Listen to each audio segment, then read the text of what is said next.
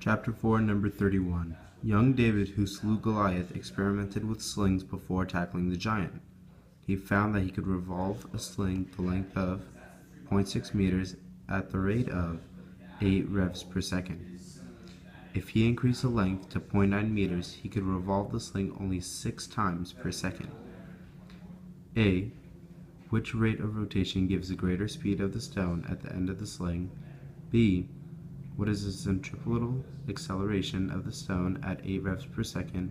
And C. What is the centripetal acceleration at 6 revs per second? Now when trying to solve any problem, you want to write down the givens. For problem number 31, we are given that at 0.6 meters, David could swing the sling at 8 revs per second.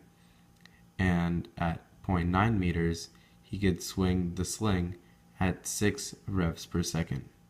Solving step A, we use the formula velocity is equal to the radius times omega.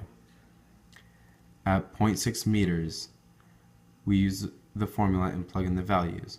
Velocity tangential is equal to 0.6 meters times 8 revs per second times omega, which is 2 pi radians per revs. Velocity tangential turns into 30.2 meters per second, which is also equal to 9.6 pi meters per second. Now when plugging in the value 0.9 meters, velocity tangential turns into 33.9 meters per second, or 10.8 pi meters per second. For part B, we use centripetal acceleration is equal to velocity squared over radius. Now when plugging the values, we get 9.60 pi meters per second squared over 0.6 meters, which ends up being 1.52 times 10 to the third meters over second squared.